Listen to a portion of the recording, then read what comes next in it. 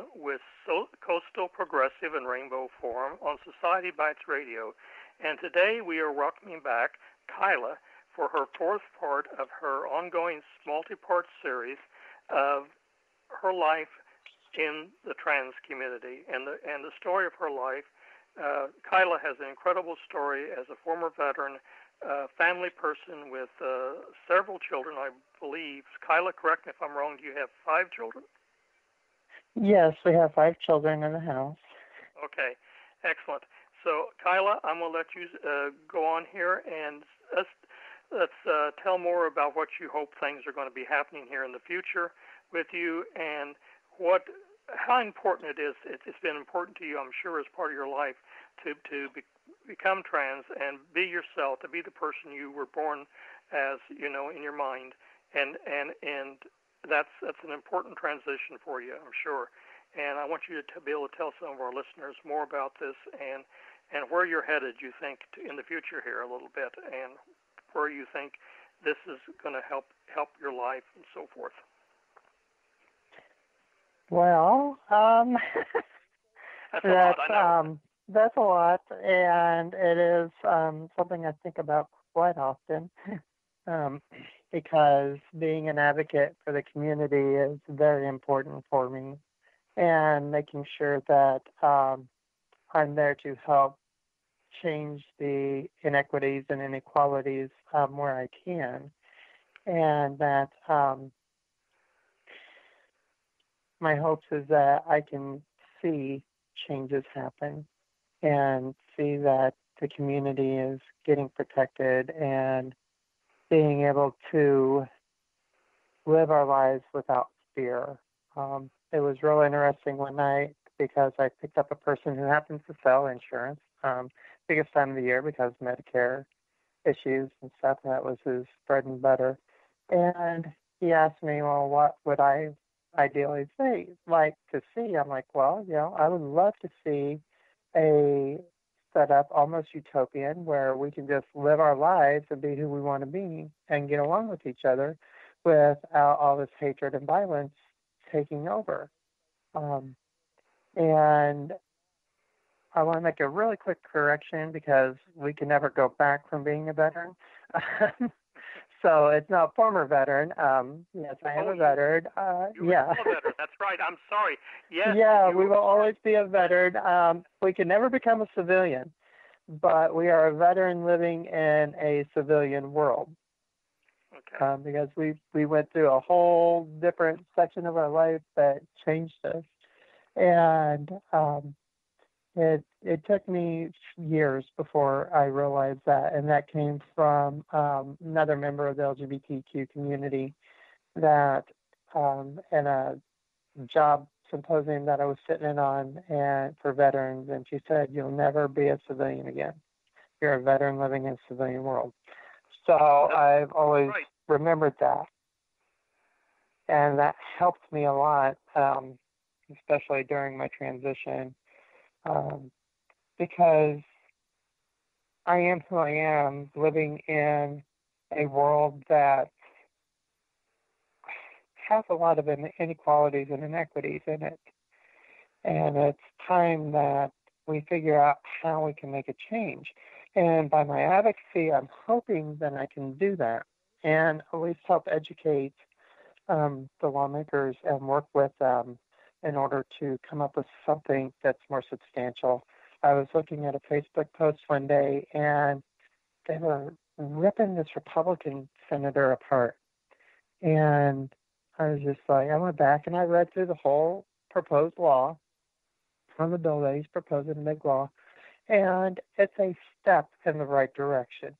It allows freedom of speech for the church to where they can just, if that particular church wants to be looked at as a hate crime, the federal courts have already said that you can be considered a hate crime by speaking out against the LGBTQIA community, then that's on them, and you can legally take them into court and deal with it that way. But there are churches out there that are accepting of the LGBTQIA community, and all the person has to do is go to one of them and be happy, Right. and be able to have freedom of religion that way. You don't have to go to one of those churches that speak out against the community if And you and so Kyla, desire to go to church. one thing I point out to a lot of people, people need to understand there is a difference, often, more often than not maybe, between faith and reality. Faith may Yeah. not be reality. Reality is reality as we know it.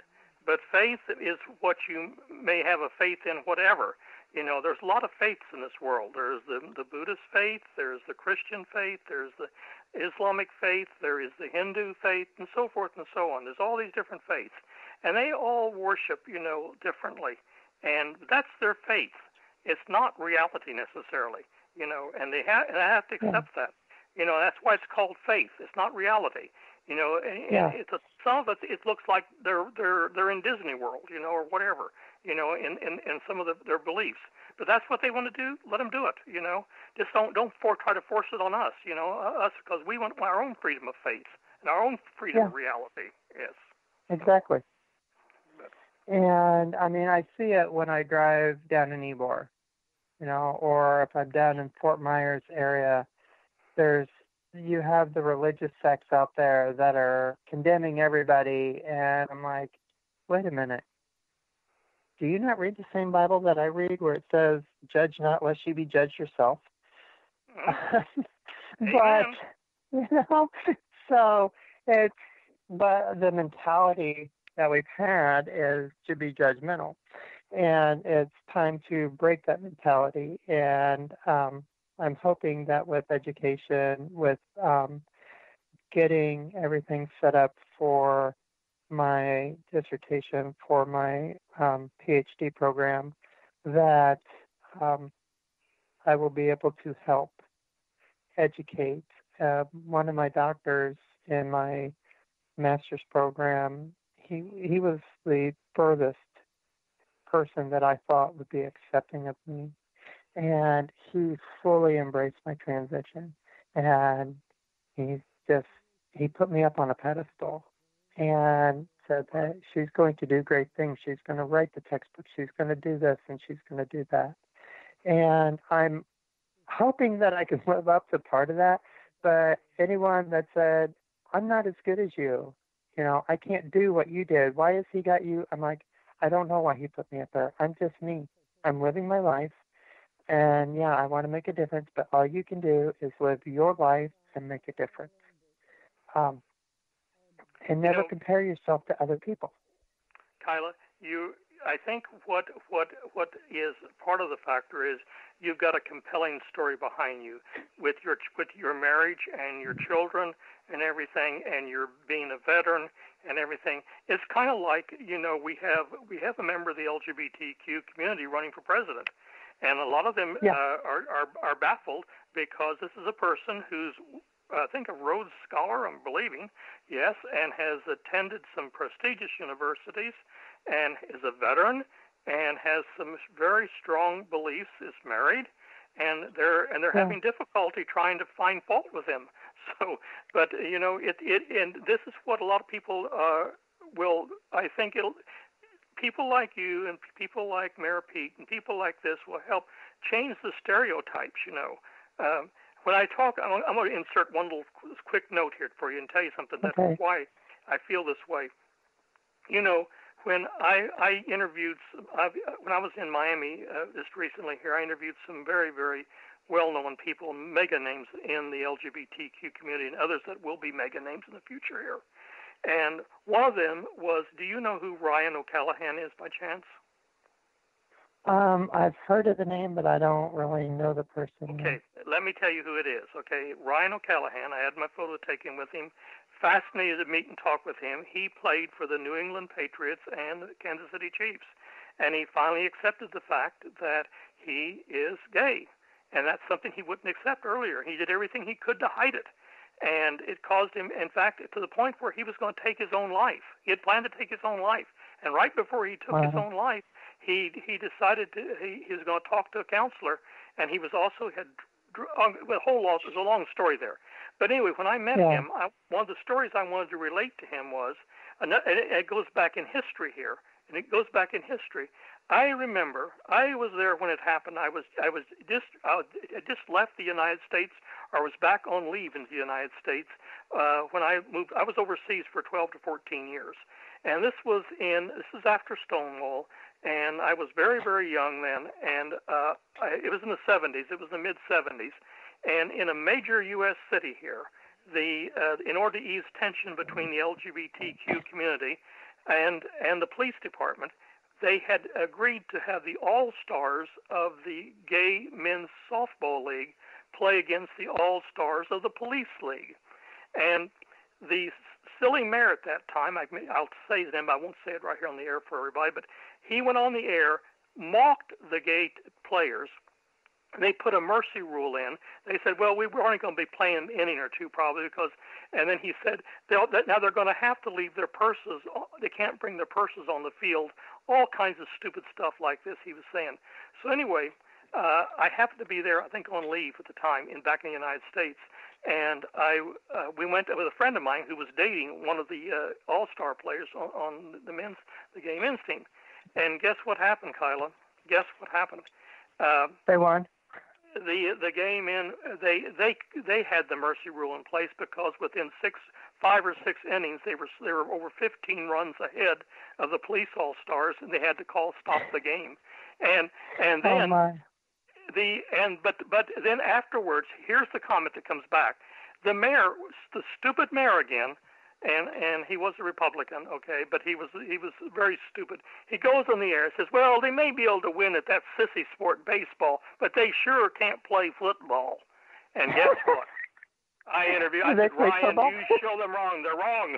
And of course, there's been several mega names that came out in the gay community. So anyway, the point is, and this is true of all the LGBT community. You know, I think, and it's been proven. I'm sure you may have heard this before too.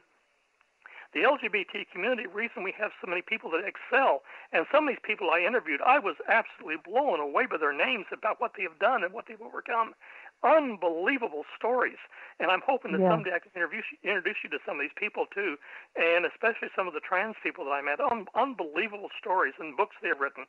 And I'm sure maybe you may be thinking about writing a book in the future, but that's one of the things I was going to ask you about. Have you ever given any thought to writing some stories here at some point in the future about your life? Yes, I have. When I went to the women's writer, for the Veterans Women's Writer retreat and stuff that I went to, I was like, yeah, I need to do this. I need to write my memoirs down. I want to write a book compiling information from other transgender women and send for the military and just in general to help educate people. But I want to send the military one to the women's archives, military archives, so that way our stories can be there forever and they don't get squashed and put out. And it's very hard getting some of these women to open up. I've had a couple that sent me stuff, so I'm still trying to compile everything. And I was just like, well, I need something that maybe I can have a little leave room for editing. So I put the cap to like 1,000 to 1,200 words. And one girl was just like, well, if I'm going to write that much, I'm just going to write my own book. I'm like, do you understand that 1,200 words is nowhere close to a book?